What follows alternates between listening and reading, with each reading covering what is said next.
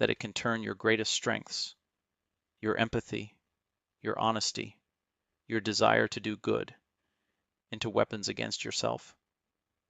And what if right now you could see the hidden machinery of guilt that narcissists use, break the cycle, and finally start to trust your own heart and mind again? Tonight, I'm opening the doors to a reality most people never see until it's too late. We're diving into the raw, excruciating truth of how narcissists weaponize guilt, not just to win arguments, but to conquer your very sense of self. If you've ever wondered why you feel so small, so responsible, so endlessly apologetic in the presence of one person, stay right here. What you're about to learn won't just set you free. It might save you from living your life in someone else's shadow, forever haunted by guilt that was never yours to begin with. If you really want to understand how a narcissist uses guilt to manipulate you, you have to be willing to confront a maze of psychological traps and emotional landmines that most people, victims and bystanders alike, could barely imagine, let alone withstand, because guilt, in the narcissist's hands, becomes not only a weapon, but an entire operating system, one that hijacks your instincts for empathy, fairness, and self-examination and corrupts them into tools for your own self-destruction. It starts so insidiously that you might not even see it happening. Maybe you make a simple mistake, maybe you express an ordinary need, maybe you're just not upbeat enough one day, and suddenly, without warning, the air in the room thickens, the narcissist's mood shifts, and you're put on emotional trial for crimes you don't remember committing. Maybe you disappointed them, didn't support them enough, ruined a special moment by expressing a different opinion, or simply failed to read their mind at the exact right moment.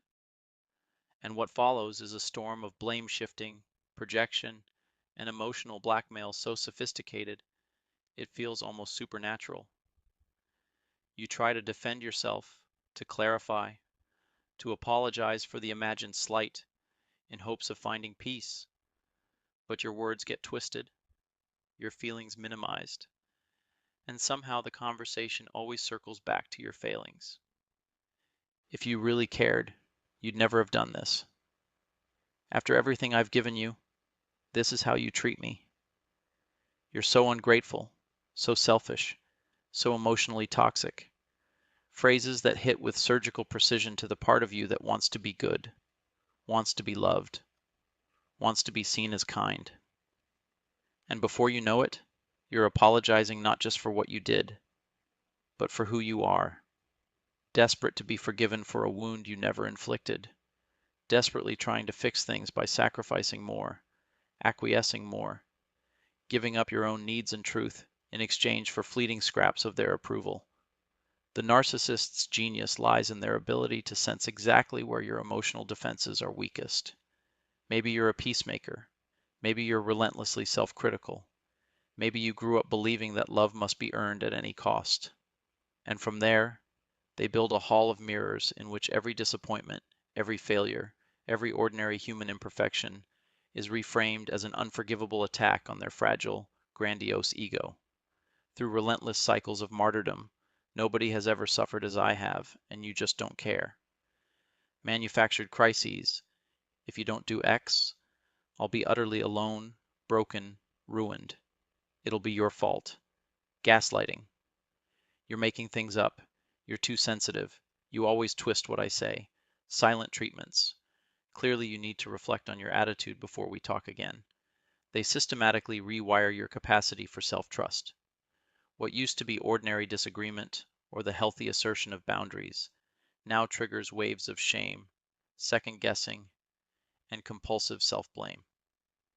And when you try to step back, get perspective, talk to friends, or consider the possibility that you're being unfairly manipulated, the narcissist ups the ante, recruiting allies to shame you, spinning tales about your alleged cruelty, or feigning a wounded innocence so convincing that you begin to question the evidence of your own eyes, the memories of your own heart. All the while, deep inside, a part of you begins to believe that the only way to avoid emotional pain withdrawal, or outright retaliation is to anticipate, preempt, and repair every perceived slight, over-functioning in the relationship, walking on eggshells, losing yourself in the upkeep of their ever-changing, impossible needs. You work harder to be good, more loving, more forgiving, but the more you give, the less you receive, and the more invisible and guilty you become. Your world shrinks around their moods, your identity erodes, and the guilt that once motivated you to be better becomes the barbed leash that keeps you from ever feeling free, safe, or worthy. A narcissist's ego is not a self-sustaining entity. It is a black hole that requires constant external validation. This is called narcissistic supply. Admiration, praise, attention, compliments, even fear and envy. These are the fuel that keeps their fragile sense of self from collapsing. Their relationships are not about connection. They are about extraction. They are psychological vampires, and you are their source. Without a steady supply, they experience a terrifying inner emptiness and often fly into a rage. Narcissists operate under the belief that the world owes them. They expect automatic compliance with their wishes and preferential treatment without having to earn it. Rules are for other people. Cues are for other people. Your boundaries are inconvenient suggestions they feel entitled to ignore. When you fail to anticipate and meet their needs, they don't see it as a simple disagreement. They see it as a profound injustice, a personal betrayal.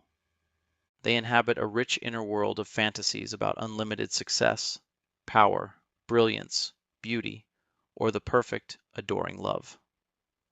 This fantasy world is their safe space, a buffer against a mundane or disappointing reality.